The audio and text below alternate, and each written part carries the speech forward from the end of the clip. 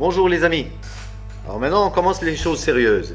Là c'est la leçon 3 et on va faire notre formule, notre première formule sur le tableau Excel.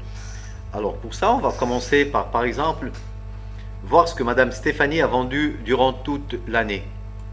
Ici on va devoir ajouter donc janvier, février, les ventes qu'elle a réalisées en janvier, puis en février, puis en mars, puis en avril, etc. et voir ce qu'elle a réalisé durant toute l'année. Pour ça, il va falloir mettre une formule ou une fonction. Parce qu'au départ, la formule pour Excel, c'était des fonctions. Mais à partir de 2013, je crois, ils ont préféré mettre formule, ce qui est beaucoup plus simple. Donc, on vient faire une autre formule ici. On met égal. Et donc, on va additionner tout ce qu'elle a réalisé comme vente en cette année. Donc, là, pour commencer, je vais mettre... le nom des cellules. Ici, c'est la cellule C7. C7. Puis celle-ci, c'est D7. Puis celle-ci, c'est E7. Donc, il va falloir écrire tout ça ici. Donc, C7 plus D7 plus E7 E7 plus etc. Et comme ça, mais ça me prend beaucoup de temps. Vous pouvez voir, ça me prend beaucoup de temps pour écrire les 12 mois. Donc je ne vais pas procéder comme ça, de cette façon, je vais procéder autrement. Il y a une autre manière, c'est de mettre égal. Puis ce qu'on veut réellement, c'est avoir une somme de toutes ces cases. Je vais écrire somme égale somme. Et je peux encore, j'ouvre... je vois le tableau qui s'ouvre ici, je clique dessus 2 fois et j'ai ma parenthèse qui s'ouvre. Et puis je peux mettre la première colonne, je mets un point virgule, la deuxième colonne, un point virgule, la troisième colonne, un point virgule, etc. Mais tout ça, ça prend énormément de temps et donc c'est pas la meilleure formule. Alors comment procéder? Il y a beaucoup plus simple que ça. J'élimine. Comme vous avez vu, la barre des tâches est ici. On peut rectifier ici sur la barre des tâches. Donc je mets somme, j'ouvre ma parenthèse, je viens cliquer ici sur le premier mois, puis j'étire ma sélection jusqu'en décembre. Ça me met additionner. Mettez la somme de toute la plage depuis la cellule C7 jusqu'à la cellule N7. Maintenant, je ferme ma parenthèse et j'entre, je mets entrée. Voilà, j'ai le total qui est 120. Ça, c'est horizontalement. On peut le faire maintenant verticalement. Pour voir, par exemple, le mois de janvier, tous mes collaborateurs, ce qu'ils ont réalisé au mois de janvier. Ici, on a vu, par exemple, pour Stéphanie, ce qu'elle a réalisé pour toute l'année. Là, on va voir chaque mois ce que mes collaborateurs ont réalisé. Alors, il y a une autre façon beaucoup plus simple. On sélectionne la plage qu'on veut additionner. On ajoute la cellule où on veut mettre notre résultat. Et on vient ici, dans l'onglet Accueil. Nous avons la somme automatique ici. J'ai 208. Voilà. Alors, j'ai maintenant cette somme automatique. Je peux refaire ça pour le mois de février, pour le mois de mars, pour le mois d'avril, mais ça va être encore plus long. Ce que je peux faire, c'est venir ici, sélectionner la cellule, et au côté de la cellule, côté droit, j'ai cette croix qui apparaît. Et j'étire sur tout mon tableau. Voilà. Et comme ça, j'ai tous les résultats, tout ça c'est les sommes de chaque mois à part. Alors pour ici, je peux venir ici aussi et étirer sur tout le tableau et j'aurai les résultats de toute l'année de chaque collaborateur. Comme vous avez vu, c'est très simple et Excel nous facilite beaucoup le travail. Je vois un petit peu que mes cases sont alignées un petit peu vers le bas. Je vais les centrer, très facile, on a déjà vu ça, et centrer en hauteur. Voilà. Comme ça, donc c'est bon. Maintenant, on veut aller un petit peu plus loin. On va par exemple calculer le pourcentage qu'a fait chaque collaborateur par rapport aux autres, au montant final. Donc on vient ici par exemple. Alors pour calculer le pourcentage, je vais mettre ce total, ce qu'il a réalisé durant l'année, que je vais multiplier par 100 et que je vais diviser par 2932, ce qui a été réalisé par tous les collaborateurs confondus. Donc je mets toujours égal, je clique sur cette cellule que je veux calculer, j'ouvre une parenthèse d'abord, parenthèse, je clique sur cette cellule, je mets multiplier par 100, multiplier c'est l'étoile que vous avez sur votre clavier, multiplier par 100, je ferme ma cellule et je mets diviser, c'est le slash, par ce résultat. Top, je mets entrée. J'ai 4,09 par rapport aux autres, 4,09%. Maintenant, ce 4,09, est-ce que je vais pouvoir étirer comme ça avec la petite flèche vers le bas? Eh bien non, ça ne va pas marcher. Voilà, je vous dis pourquoi. Parce que, bon, ici on a O7 fois 100 divisé par O15. C'est ce qu'on avait mis, c'est la formule qu'on avait écrite. Par contre, ici, ce qu'il a repris, il a repris O8 multiplié par 100. Oui, on veut faire ça, mais divisé par O16.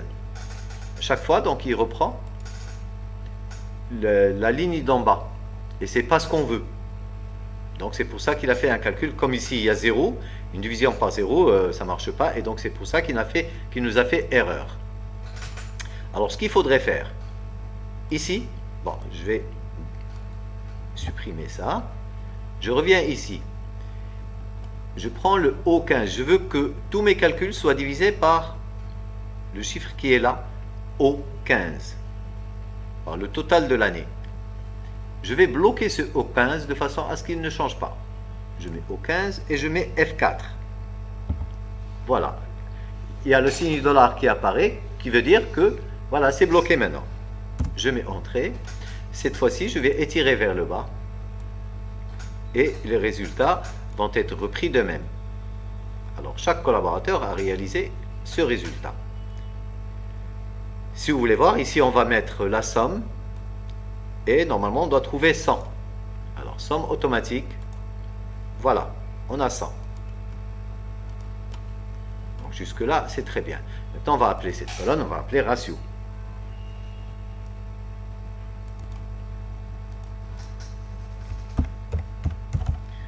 Ratio. Et voilà, donc tout est OK. Donc, mon résultat étant 100, maintenant, je suis dérangé par toutes ces virgules qui sont là. Je viens ici, sur cet onglet, et je supprime petit à petit jusqu'à trouver 2 chiffres après la virgule, ça me suffit. Voilà. Ceci, c'est pour faire un graphique. Maintenant, je vais encadrer ça aussi. Voilà, j'encadre. Et j'encadre cette partie. Je mets une bordure. J'encadre ça. Voilà. Vous voulez qu'on passe tout de suite au graphique? Mais avant de passer au graphique, j'ai oublié de vous montrer une chose. Comme vous avez pu voir, nous avons installé nos formules. Là, les formules sont établies, donc aucun problème. Mais par exemple, on va changer quelque chose dans notre tableau. Par exemple, je prends par exemple Madame Célia. Elle a réalisé en janvier 15 ventes. Je me suis aperçu par la suite qu'elle a réalisé 23 ventes au lieu de 15. Bon, je viens ici, je sélectionne ma case, je mets 23. Regardez ici, j'avais 208. Dès que je mets entrée, alors ici j'avais 208 et ici j'avais 240. Et bon, la ratio c'était 8,19. Donc dès que je mets rentrée, tous les chiffres vont changer. Voilà, les 208 sont devenus 216, les 240, 248, et ici j'ai 8,44. Donc si on change, tous les chiffres qui prennent en compte cette cellule vont changer. Par exemple ici je vais mettre 28. Voilà, tout ça, ça change. Ici, au lieu de 56, j'ai 253, je vais mettre 75. Les 243 vont changer, les 672 vont changer, et les 2274 vont changer. Voilà. Alors là maintenant, on passe au graphique. Vous voulez le faire tout de suite? On y va, bon c'est parti pour le graphique.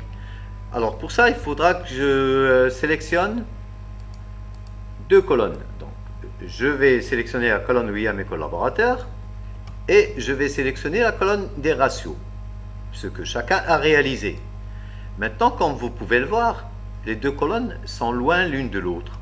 Avant, on avait vu pour la sélection, je sélectionnais, bon, par exemple, cette colonne, je ne pouvais sélectionner que celle qui est à côté, ou encore celle qui est à côté. Mais dans mon cas maintenant, j'ai deux colonnes qui sont bien loin l'une de l'autre. Alors, comment procéder? Je vais donc sélectionner la cellule, faire descendre ma sélection, appuyer sur CTRL sur mon clavier, et de cette façon, tant que la touche CTRL est appuyée, est enfoncée, je vais pouvoir sélectionner ce que je veux sur ce tableau, à condition que je garde la touche CTRL enfoncée. Vous voyez?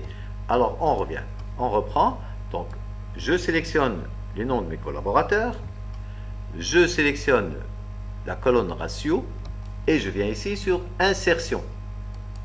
Insertion, je choisis mon graphique. Je vais choisir un graphique 3D. Voilà.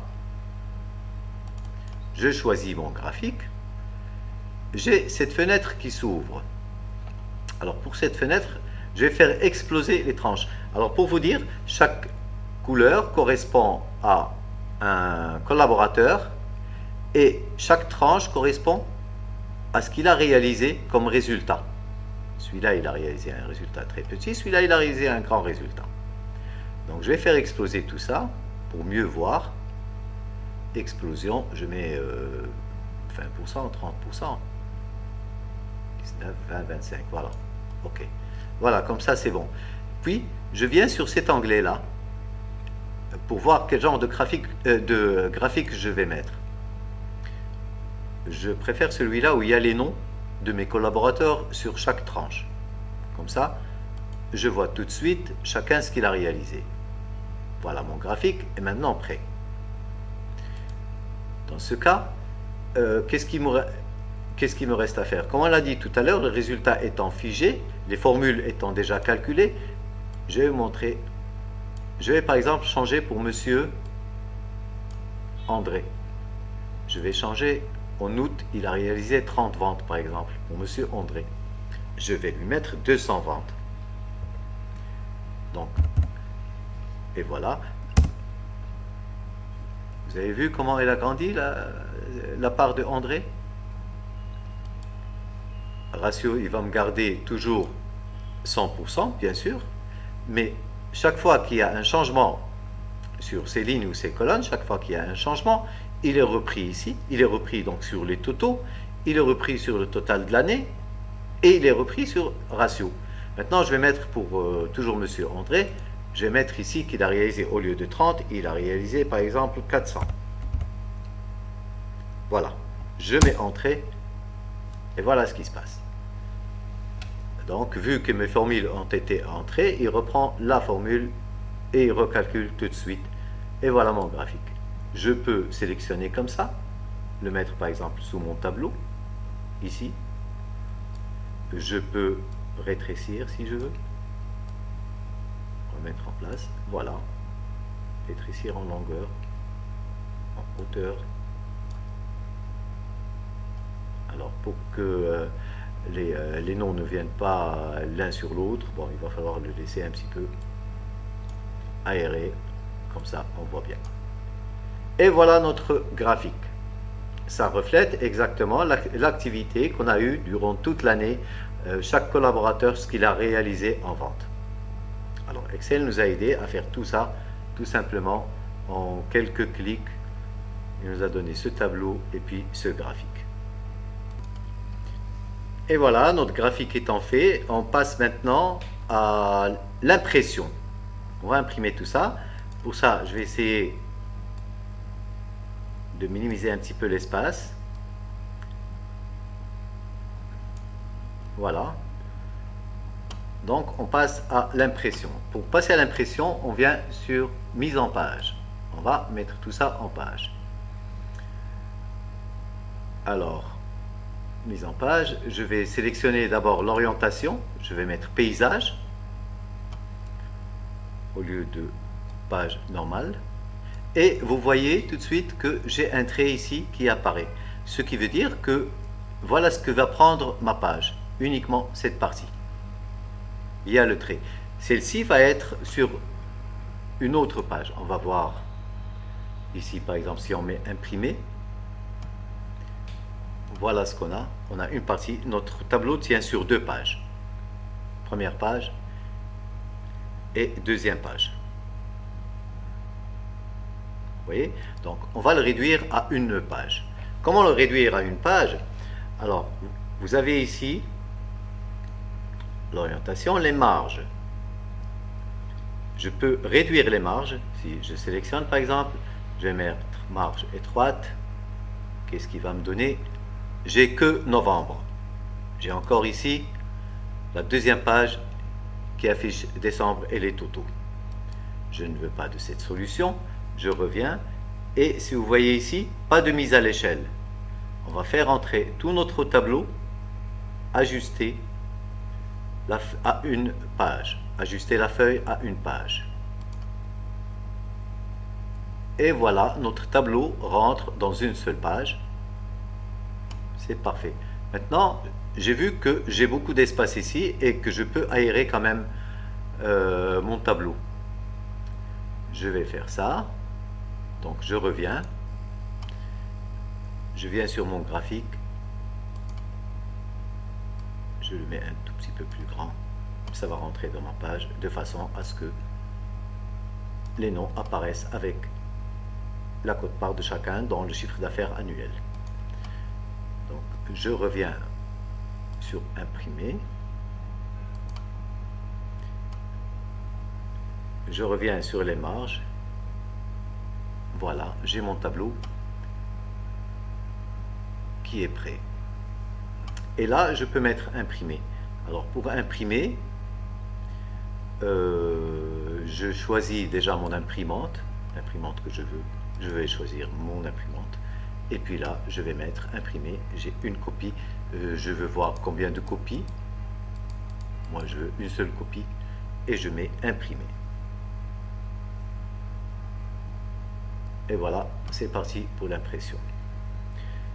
Maintenant, il y a autre chose dont on n'a pas parlé. C'est les feuilles. Comme vous avez pu voir ici, j'ai feuille 1 et j'ai feuille 2. Je peux encore mettre une autre feuille, feuille 3, plus feuille 4, autant de feuilles que je veux dans mon classeur. Et puis ces feuilles, je peux les renommer. Par exemple, je viens ici avec bouton droit, je mets renommer. Et j'écris ce que je veux sur cette feuille. Bon, alors on va renommer déjà la feuille 2. On va mettre renommer et puis on va écrire tableau des ventes. Voilà, je mets entrée. J'ai ma feuille qui a son nom maintenant, c'est tableau des ventes. Je peux encore mettre des couleurs à ces onglets. Couleur d'onglet et je choisis. Je vais choisir par exemple la rouge. Quand je suis sur la feuille 3, elle apparaît comme ça. Quand je suis sur la feuille 2, elle apparaît comme ça. Eh bien voilà, je crois qu'on a tout vu. En tout cas pour les débutants, ça vous aidera. J'espère que vous avez aimé la vidéo. Si c'est le cas, bon, n'oubliez pas de liker la vidéo et de vous abonner surtout à la chaîne Udil. Comme ça, vous recevrez toutes les nouveautés en matière d'Excel. On n'a pas tout vu sur Excel, bien sûr. Il y a plein de choses à voir encore. Il y aura d'autres tutos. Donc, je vous donne rendez-vous au prochain. Merci et à bientôt.